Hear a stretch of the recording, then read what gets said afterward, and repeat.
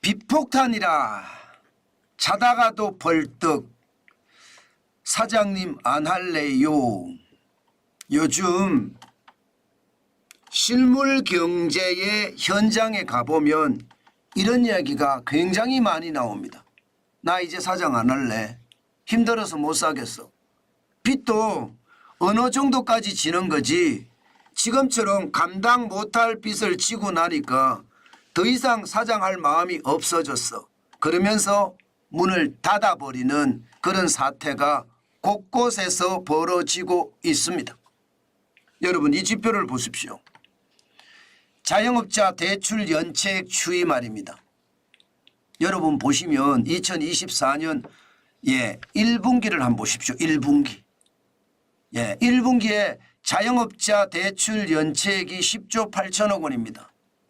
와, 이거 괜찮을까요? 당연히 역대 최고고요. 지금 연체율도 말입니다. 1.66%로 거의 꼭대기까지 온 것 같아요. 2018년 1분기를 보면 2조 3천억 원이거든요. 거기에 비하면 지금 몇 배인가요? 5배, 5배. 지금 2021년도 3조 3천억 원이고 2022년 2조 9천억 원입니다. 그런데 지금은 10조 8천억 원. 자영업자들의 대출 연체액 자체가 이 정도로 커졌다는 것은 여러분 이제 곧 자영업자들이 무더기로 망한다는 뜻이 됩니다. 작년 말만 하더라도 8조 4천억 원이었거든요. 그런데 3개월 사이에 여러분 3개월 사이입니다. 2조 4천억 원이 늘었습니다. 3개월 사이에.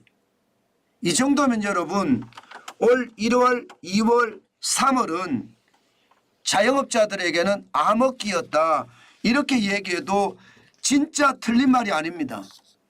그 정도로 말입니다. 3개월 사이에 진짜 어려워졌다는 뜻입니다. 그렇다고 4월, 5월, 6월 2분기는 좋아졌느냐? 그렇지 않아요. 2분기도요. 저도 자영업자니까 제가 더 잘 알잖아요. 매출이 뚝뚝 떨어지는 건 당연하고요. 떨어지는 정도가 아니라 흘러내린다. 이렇게 이야기하면 틀린 말이 아니라고 이야기합니다. 게다가 연체율 자체도 2023년 4분기 1.3%였잖아요. 그것이 말입니다.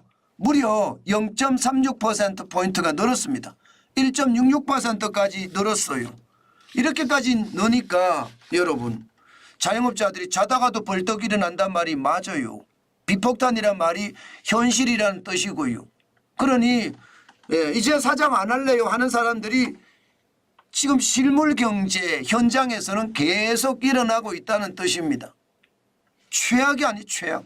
이 정도면 여러분 자영업자들이 버티지 못할 수준에 도달했다 이렇게 생각합니다. 전체 여러분 자영업자의 빚도 장난 아닙니다. 지금 보십시오.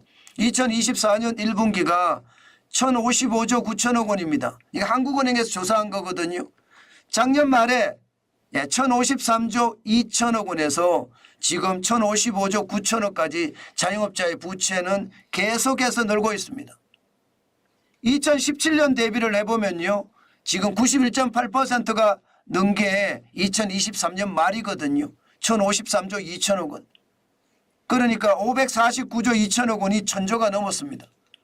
자영업자들도 1000조 빚을 가지고 있는 거예요. 코로나19 이후에도 53.8% 684조 9천억 원이 1053조 2천억 원이 됐으니까 368조 3천억 원이 늘은 거잖아요. 53조 8천억 원. 53.8% 진짜 많이 늘죠. 자영업자 부채는 지금 감당할 수준이 아니라고 지금 보입니다. 그만큼 말입니다.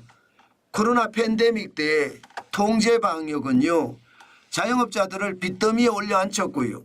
그 이후에 코로나 팬데믹이 끝나고 경제가 개혁이 됐어야 되는데 개혁이 다 되지 않았기 때문에 그만큼 더 부담이 커져서 뭐 최저임금에 대한 부담, 주 52시간제의 어떤 부담, 여기다가 각종 제도들, 규제들, 중대재해기업처벌법 같은 그런 규제들, 그런 규제가 비용을 더 늘려서 경제가 전혀 바뀌지 않았습니다. 그러다 보니까 말입니다. 경제가 코로나 때 통제 방역 때문에 빚더미에 올라앉은 자영업자들은요. 경제가 개혁이 돼서 잘 풀리면 이게 매출도 늘고 순이익이 늘어서 빚을 갚을 줄 알았는데 갚을 수 있는 힘이 없었다는 뜻이에요. 계속해서 늘어나는 것을 보면 말입니다. 2022년에 1000조가 처음 넘어섰거든요. 1019조 8천억까지 넘어섰는데 2023년에는 1053조 2천억까지 늘었잖아요. 게다가 지금도 늘고 있잖아요. 2024년 1분기 1055조 9천억. 자영업자들의 상황이 실물 경제의 상황이 진짜 좋지 않다는 뜻입니다. 이것은 어떻게 생각하면 경제 전체에 엄청난 부담으로도 저는 작용이 될 수 있다고 생각합니다. 자영업자의 상황이 그 정도로 좋지 않다는 뜻입니다. 실질적으로도 한번 보실래요? 어떻게 망하는지 말입니다.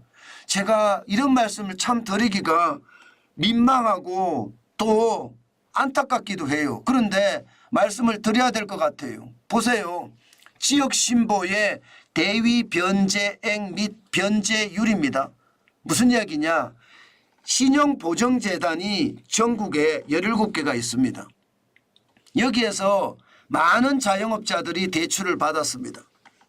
뭐 쉽게 말하면 신용보증재단이니까 신용보증을 해준 거겠죠. 정책자금에 대한 신용보증을 해준 거고요. 실질적으로 돈을 받는 곳은 정부가 돈을 푸니까 시중은행에서 받는 거예요. 신용보증을 해주니까. 신용보증을 해주니까 은행을 통해서 우리가 받지만 문제는 갚아야 되잖아요. 은행에 빌린 돈을 정책자금을 갚아야 되는데 갚는 사람이 없는 거예요. 2023년을 보세요. 1조 7,126억 원을 정부가 대신 갚아준 거예요. 신용보증재단이 대신 갚아준 거예요. 2022년 여러분 5,076억 원에서 237.4% 1조 2,050억 원이 늘었잖아요. 그런데 문제는 2022년에 2023년에도 굉장히 많이 망했지만 지금은 더 망하고 있습니다. 지금은 진짜 큰일 났다는 말이 나와요. 왜?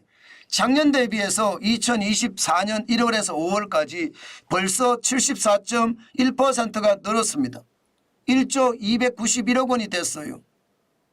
지역의 소상공인들 자영업자들 지금 신용보증재단에서 보증을 받아서 정책자금을 대출받은 사람들이 완전히 무너진다는 이야기잖아요. 와, 저는 이거 엄청나게 충격으로 봤습니다. 이게 여러분 전국에 17개 지역에 신용보증재단이 있는데 상황이 이렇게까지 나빠진다는 것은 여러분 지금 실물경제가 완전히 박살이 나고 있다 이렇게 얘기해도 틀리는 말이 아닙니다. 경제가 좋아진다 지금 일시적 부진이다 이렇게 이야기하지만 그 말이 무색합니다.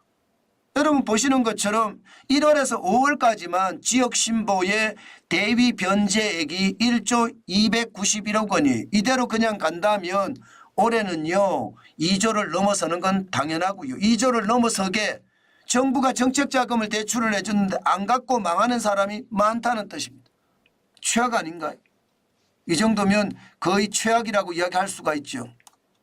지금 실물경제가 진짜 좋지 않습니다. 일시적 부진이 아니라 이게 근본적인 부진 같아요. 정부는 점점 일시적 부진이라는 이상한 말만 하고 있는데 지금 지표를 보면 전혀 그렇지가 않습니다. 지표를 보면 지금 최악의 상황으로 점점 넘어가고 있습니다. 이것은 어떻게 생각하면요. 더 큰 위험을 불러올 수도 있습니다. 그만큼 지금 현장의 상황 심각하다는 뜻입니다. 그러니까 정부도 자영업자에 대한 대책을 만들어야 된다 이런 이야기가 이제 나와요. 왜 만들어야 되느냐. 여러분 자영업자에 종사하는 사람들이 한 660만 명 정도 됩니다. 전체 매출은요. 대한민국 GDP 전체의 20% 많으면 20%고요. 좀 적으면 한 17% 정도 차지합니다.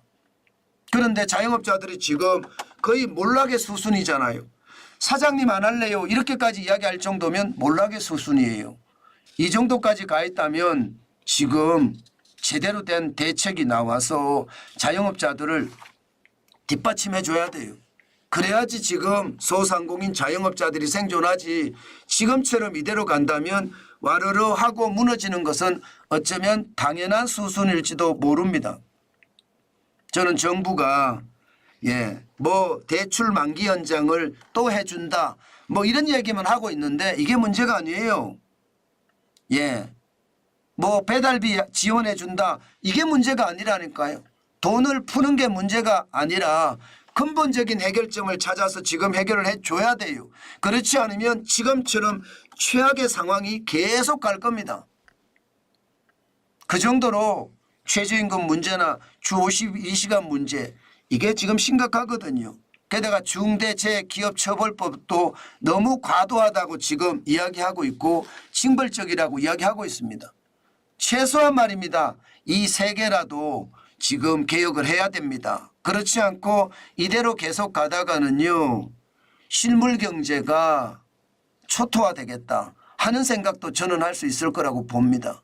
그만큼 지역 경제는 완전히 바스라질 정도로 무너지고 있는 거고요. 서울 지역에서도 마찬가지 골목상권들이 지금 버티지 못하고 문을 닫고 있다는 뜻입니다. 실물 경제가 이렇게 무너지면 경제 전체적으로도 수출만 가지고 경제를 끌고 갈 수는 없거든요. 실물 경제가 좋아져야 소비가 좋아지고 소비가 좋아져야 기업이 좋아지거든요.